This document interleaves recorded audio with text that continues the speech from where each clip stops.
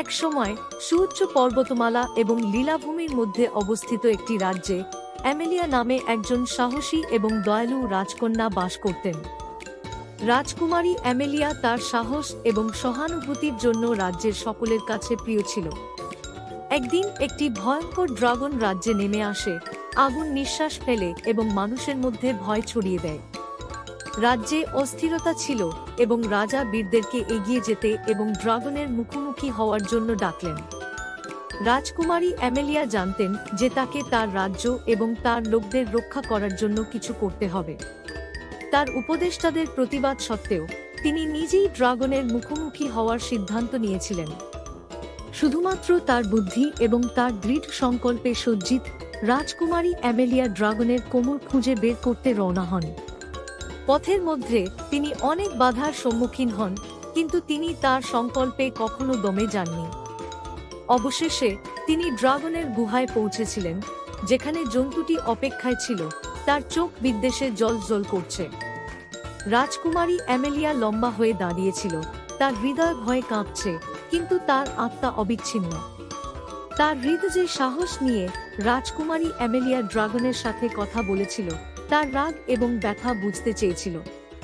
তাকে অবাক করে দিয়ে ড্রাগনের ভয়ঙ্কর আচরণ নরম হয়ে গেল এবং এটি প্রকাশ করে যে এটি মন্দ ছিল না, তবে তার বাড়ির ধ্বংসের কারণে হতাশার দিকে চালিত হয়েছিল। ড্রাগনের দুর্দশার দ্বারা অনুপ্রাণিত রাজকুমারী অ্যামেলিয়া এটিকে একটি নতুন বাড়ি খুঁজে পেতে সাহায্য করার প্রতিশ্রুতি দিয়েছিলেন, যেখানে এটি শান্তিতে থাকতে পারে। একসাথে তারা রাজ্য জুড়ে ভ্রমণ করেছিল, এমন একটি জায়গার সন্ধান করেছিল যেখানে ড্রাগন এবং মানুষ উভয়ই একসাথে থাকতে পারে।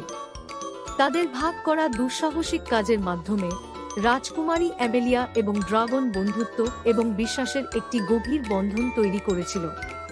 এবং যখন তারা অবশেষে ড্রাগনের জন্য একটি নতুন বাড়ি খুঁজে পেয়েছিল, রাজ্যটি আনন্দিত হয়েছিল এবং রাজকুমারী অ্যামেলিয়াকে নায়ক হিসাবে স্বাগত জানানো হয়েছিল।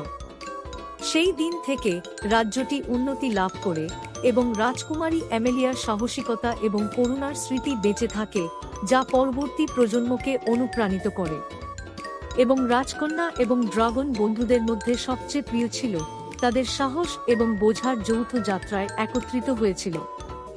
ভয়ঙ্কর ড্রাগনের কারণে বিপদ যেটি গ্রামাঞ্চলকে আতঙ্কিত করেছিল। রাতের মতো অন্ধকার এবং আগুনের মতো জ্বলন্ত চোখ সহ ড্রাগনটি কয়েক মাস ধরে রাজ্যে ধ্বংসযজ্ঞ চালিয়েছিল।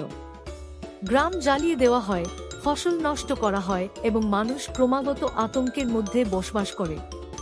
রাজকুমারী ইসাবেলা তার রাজ্যের কষ্ট দেখতে সহ্য করতে পারেনি। ড্রাগনের সন্ত্রাসের রাজত্বের অবসান ঘটানোর জন্য দৃঢ়প্রতিজ্ঞ, তিনি জন্তুটির মুখোমুখি হওয়ার জন্য একটি অনুসন্ধানে যাত্রা করেছিলেন। তার বিশ্বস্ত তরোয়াল এবং সাহসে পূর্ণ হৃদয় নিয়ে তিনি সেই পাহাড়ে প্রবেশ করেছিলেন যেখানে ড্রাগনটি বাস করে বলে বলা হয়েছিল। যখন তিনি পাহাড়ের গভীরে যাত্রা করেছিলেন, রাজকুমারী ইসাবেলা অনেক চ্যালেঞ্জের মুখোমুখি হয়েছিল। তিনি বিশ্বাসঘাতক নদী অতিক্রম করেছেন, খাড়া পাহাড়ে আরোহণ করেছেন এবং অন্ধকার গুহাগুলোকে সাহসী করেছেন। কিন্তু তিনি তার রাজত্ব রক্ষা করার দৃঢ় সংকল্পে চাপ দিয়েছিলেন। অবশেষে সে ড্রাগনের কোলে পৌঁছে গেল, গন্ধকের গন্ধ এবং ড্রাগনের শক্তিশালী গর্জনের শব্দে ভরা একটি বিশাল গুহা। রাজকুমারী ইসাবেলা ড্রাগনের সামনে দাঁড়িয়েছিলেন, তার তলোয়ার টানা হয়েছিল, লড়াই করার জন্য প্রস্তুত। কিন্তু আক্রমণ করার পরিবর্তে ড্রাগনটি তার সাথে গভীর গর্জনকারী কণ্ঠে কথা বলল।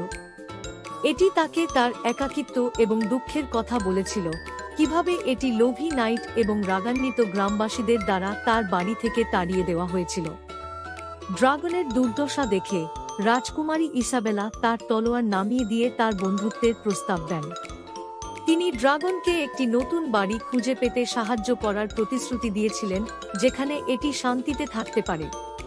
একসাথে তারা রাজ্য জুড়ে ভ্রমণ করেছিল, এমন একটি জায়গা অনুসন্ধান করেছিল যেখানে ড্রাগন নিরাপদ হতে পারে।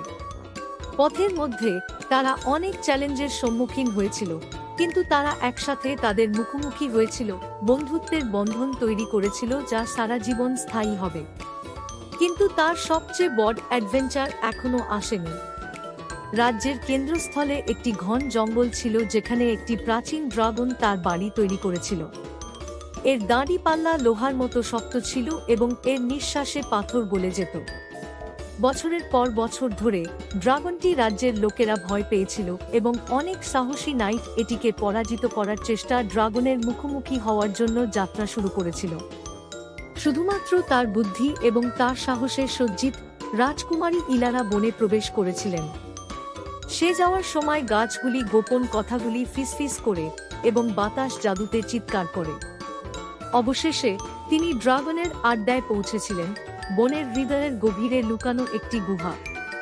ড্রাগনটি কাছে আসার সাথে সাথে আলোড়িত হল, তার চোখ বিস্ময় এবং কৌতূহলে জ্বলজ্বল করছে। তবে আক্রমণের পরিবর্তে রাজকুমারী ইলারা কথা বলার সাথে সাথে এটি শুনেছিল। তিনি ড্রাগনকে তার লোকেদের মধ্যে যে ভয় ও কষ্টের কারণ হয়েছিল তার কথা বলেছিলেন এবং জিজ্ঞাসা করেছিলেন যে তারা শান্তিতে একসাথে বসবাস করতে পারে কিনা। তার বিস্ময়ে ড্রাগন গম্ভীরভাবে মাথা নাড়ল। এটি স্বীকার করেছে যে এটি বহু বছর ধরে একাকী ছিল, বাইরের পরিবর্তিত বিশ্বের দ্বারা তার বাড়ি থেকে চালিত হয়েছিল। এটি সাহচর্যের জন্য আকাঙ্ক্ষা করেছিল, কিন্তু কিভাবে জিজ্ঞাসা করতে হবে তা কখনই জানত না।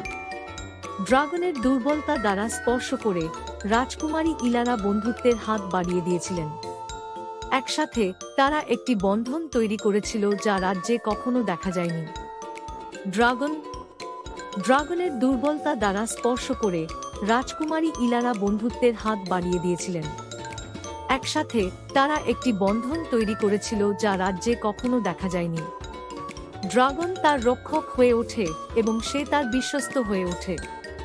অবশেষে তারা রাজ্য থেকে অনেক দূরে একটি সুন্দর উপত্যকা খুঁজে পেয়েছিল যেখানে ড্রাগন তার নতুন বাড়ি তৈরি করতে পারে। ড্রাগনটি দূরত্বে উড়ে গেল, তার হৃদয় রাজকুমারীর জন্য কৃতজ্ঞতায় ভরা যে তাকে দয়া দেখিয়েছিল।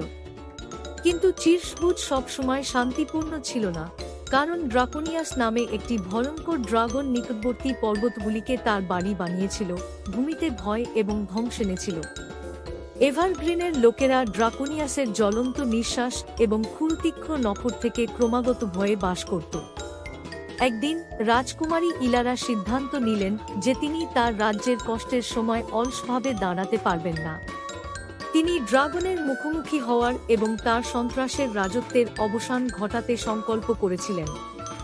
হত্যা করার জন্য যথেষ্ট সাহসী কাউকে একটি সুন্দর পুরস্কার প্রদান করেছিলেন।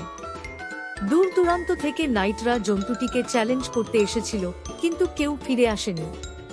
রাজকুমারী অমরা তার রাজ্যকে আর কষ্ট পেতে সহ্য করতে পারেনি। ড্রাগনের সন্ত্রাসের রাজত্বের অবসান ঘটাতে দৃঢ়প্রতিজ্ঞ, তিনি নিজেই প্রাণীটির মুখোমুখি হওয়ার সিদ্ধান্ত নিয়েছিলেন। সে বনের গভীরে প্রবেশ করার সাথে সাথে পাইনের ঘ্রাণ এবং আন্ডারব্রাশের মধ্যে প্রাণীদের শব্দে বাতাস ঘন হয়ে উঠল। অবশেষে তিনি ড্রাগনের গুহার প্রবেশদ্বারে পৌঁছেছিলেন, যেখানে বাতাস উত্তাপে জ্বলছিল এবং তার পায়ের নিচে মাটি কাঁপছিল। গুহায় পা রেখে রাজকুমারী অরোরা নিজেকে শক্তিশালী ড্রাগনের মুখোমুখি দেখতে পান। এর বিশাল রূপ তার সামনে ফুটে উঠল, এর আঁশগুলি ম্লান আলোতে জ্বলজ্বল করছে। ড্রাগন তাকে অবাক এবং কৌতূহলের মিশ্রণে দেখেছিল। সাহায্য, এটা ওয়াম্বড। আমি কেন তোমাকে সাহায্য করব, ছোট রাজকুমারী, যখন তোমার লোকেরা এতদিন ধরে আমাকে স্বীকার করেছে এবং ভয় করেছে?